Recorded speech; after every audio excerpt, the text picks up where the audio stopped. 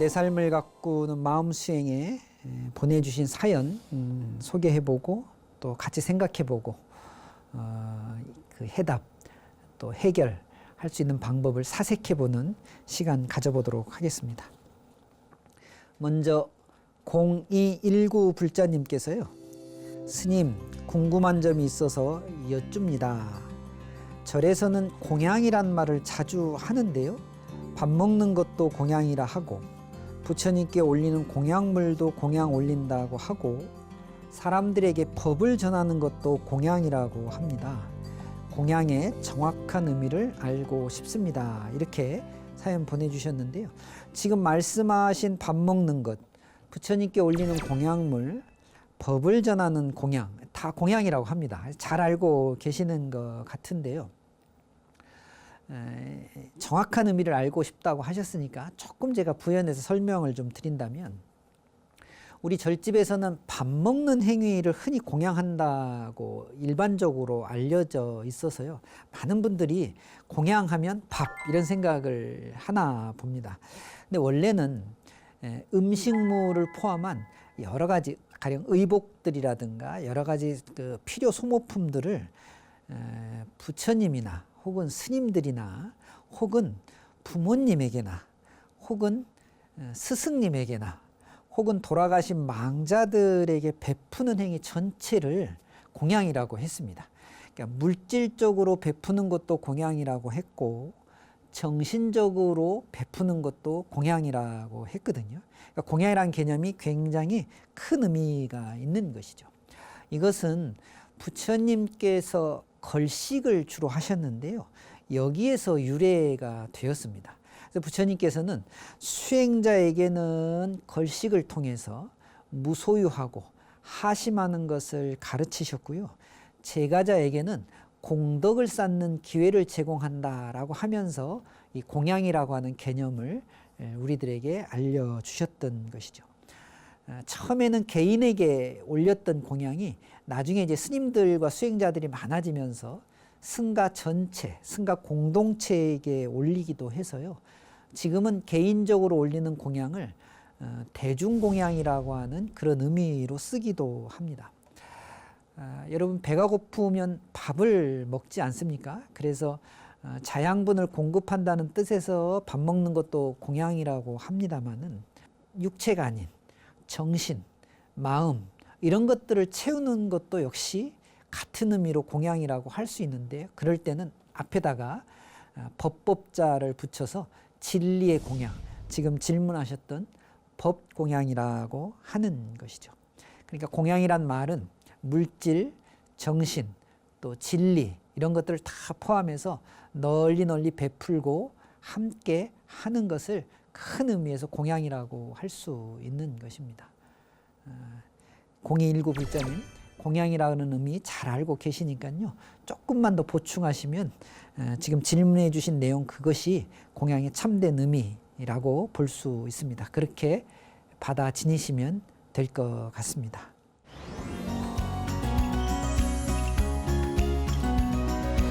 네, 3557 불자님께서 보내주신 두 번째 사연 소개해 보도록 하겠습니다. 남전 스님 감사합니다. 전생에 맺은 인연이라면 이번 생애에도 계속 이어가야만 하는 것인가요? 하고 짧은 사연 보내주셨는데요. 전생에 맺은 인연을 이번 생에도 계속 이어가야 하나? 이 질문을 보니까 3557 부자님께서 전생에 맺은 인연을 아시는 것 같은데요. 글쎄요. 전생에 맺은 인연을 이 생에도 이어가야 되느냐. 이게 이제 어떤 의미인지 제가 제 나름대로 좀 그 해석해서 말씀을 한번 드려보도록 하겠습니다. 누구나 과거가 다 있지요.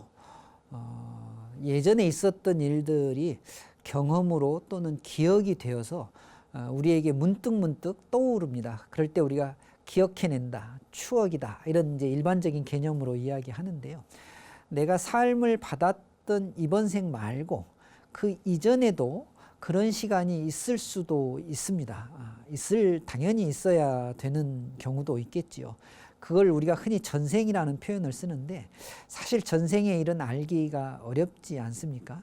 그러나 시간적으로 있을 수 있다라고 하는 가정을 한다면 과거의 일들을 모두 기억해내거나 모두 잊으라고 하는 것은 아니지만 과거에 있었던 것을 현재화시키는 것은 조금 생각해 봐야 됩니다. 제가 방송에서도 가끔 그런 말씀 드리는데요. 사람들이 가지고 있는 괴로움, 고통은 대부분 과거에 일어났던 일에서부터 옵니다. 그리고 불안하거나 또는 뭔가 확인되지 않고 계획되지 않은 일들에 대해서는 뭔가 막연한 불안감 같은 것이 있는데요. 이것은 전부 미래에서 오는 것이죠. 그러니까 현재적 삶을 살면서 과거에 너무 많은 영향을 받거나 아직 오지 않은 미래 영향을 너무 많이 받으면 현재의 삶을 잘 꾸려나가기가 쉽지 않은 것이죠. 미래는 미래의 삶이 있으니까요. 계획을 세우지 말라는 말씀이 아니라 미래의 생각에 빠져서 그것을 현재화하는 것은 마치 과거의 기억을 지금 현재화하는 문제하고 거의 비슷하게 돼 있습니다.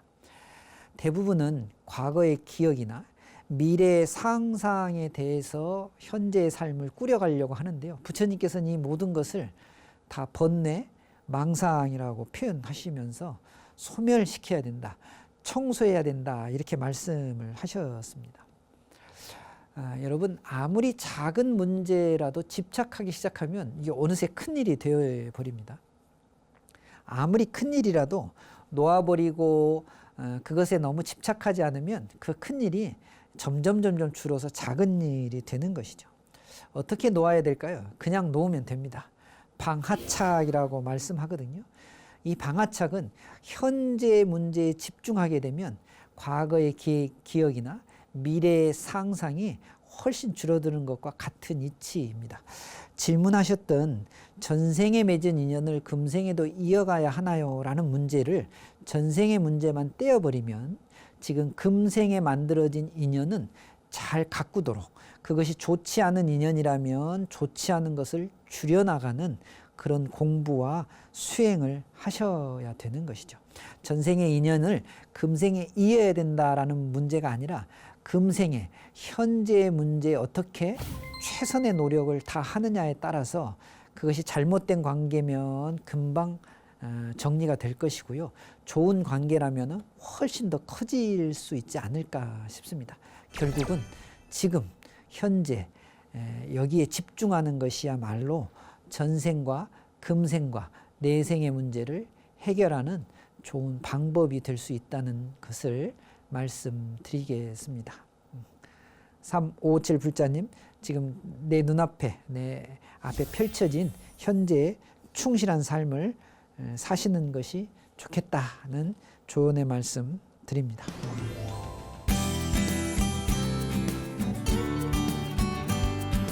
세 번째 사연 한번 볼까요? 7017 불자님께서 보내주셨는데요. 스님, 코로나 때문에 집에 있는 시간이 많아지고 우울한 마음도 많이 들어서 반려동물을 키워볼까 합니다. 그런데 솔직히 잘 키울 수 있을지 걱정이 됩니다. 괜히 데리고 왔다가 감당 못하면 어쩌나 싶으면서도 유튜브를 보면 너무 예쁜 반려동물의 모습에 저도 키우고 싶다는 생각이 드는데요. 어떻게 해야 할까요? 이렇게 사연 보내주셨는데요. 글쎄요, 이 반려동물 문제를 사실은 제가 키우고 있지 않아서 말씀드리기는 좀 그렇습니다만은 지금 말씀하신 것처럼 키우고 싶다는 생각이 든다. 근데 그 키우고 싶다는 생각이 예쁘다. 정말 함께 키워보겠다라는 감정 때문인데요. 이거 조금 위험할 수 있습니다. 우리가 한때 요즘은 반려동물이라는 말, 또 반려견, 반려묘라고 하는 말이 너무 일상화되어 있는데요. 사실 이 문제가 그렇게 오래되지 않았습니다. 제가 알고 있기로는 오스트리아 출신의 과학자, 동물학자였던 분인데 이분 노벨상도 받으셨던 분인데요. 이분의 탄생 기념을 하는 어떤 학술대회에서 반려동물이라는 말을 쓰자라고 하면서 이게 전 세계로 퍼졌다고 하거든요. 그 이전에는요, 애완견이라는 표현들을 많이 쓰셨죠. 이 애완견이 갖고 있는 느낌은 어떤 놀이, 어떤 취미, 뭐 이런 개념으로 강아지나 혹은 고양이나 이런 동물들을 키웠던 적이 우리에겐 분명히 있었고, 제가 보기에는 용어는 바뀌었습니다마는 그런 인식들과 생각들이 아직도 많은 분들에게 남아있는 것이 사실인 것 같습니다.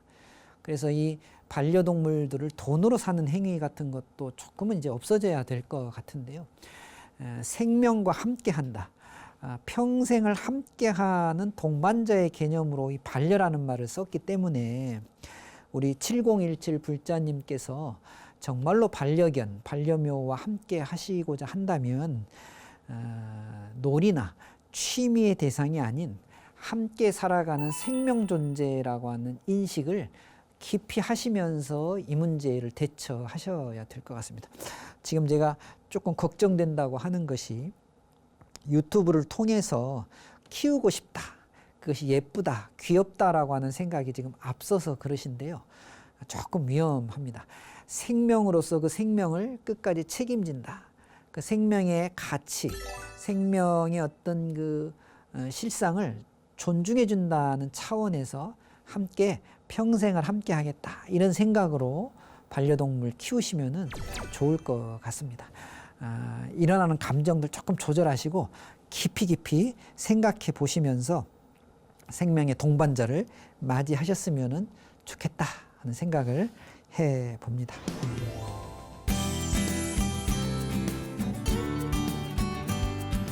네, 오늘도 세 분의 사연 함께 살펴봤는데요. 이번에는 내 삶을 가꾸는 마음 수행에 보내주신 응원 문자, 격려 문자 소개해 보겠습니다. 7068 불자님께서요, 내 삶을 가꾸는 마음 수행 본문 들으면서 똑같은 조건이라도 어떻게 살아야 잘 사는 것인지를 생각해 보게 됩니다. 좋은 말씀 감사합니다 라고 사연 보내주셨는데요. 사실 똑같은 조건에 어떻게 대처하느냐에 따라서 수많은 상황들이 만들어지는 것이니까요. 그때그때 최선을 다하는 그런 노력을 하시려면 역시 평상시에 마음을 들여다보고 가꾸는 수행 게을리하지 마셔야 되겠습니다. 3882 불자님께서는요, 불자님들 사연을 듣다 보면 저도 공감하는 바가 많습니다.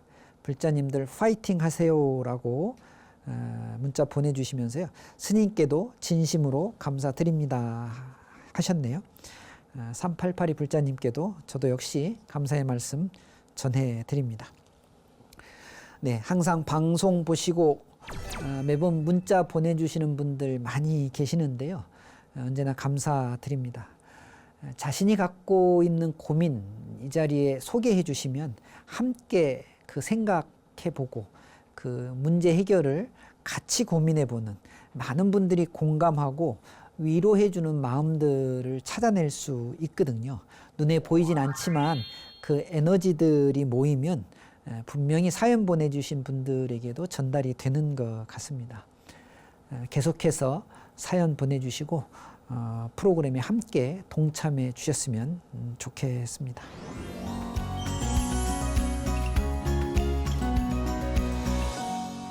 네, 남전 스님이 전하는 부처님의 말씀 가르침 순서입니다. 우리가 흔히 수행한다, 나도 이제 수행 한번 해볼까 하는 생각들을 가끔 하게 되는데요. 무엇보다 수행의 시작은 지금 우리가 하는 방송, 자기 마음을 들여다보는 일에서부터 시작된다고 볼 수 있습니다.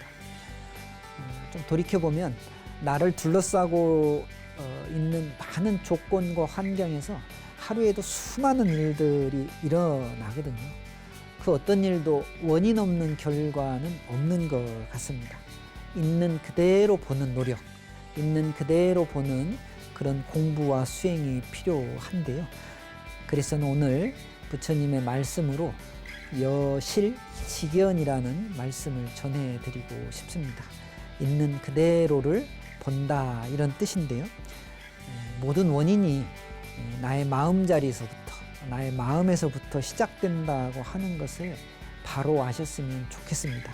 그것이야말로 바로 보는 것이고 바로 아는 것이 아닐까 싶습니다. 여실직연 오늘 함께 생각해보는 부처님의 말씀입니다. 네, 틈틈이 하는 마음 공부는 힘들고 지친 일상에서 나를 새롭게 용기를 내게 해주는 에너지원과도 같은 것 같습니다. 불자 여러분, 내 삶을 가꾸는 마음 수행과 항상 함께 해 주시기 바랍니다. 다음 시간에 뵙도록 하겠습니다. 감사합니다. 성불하십시오.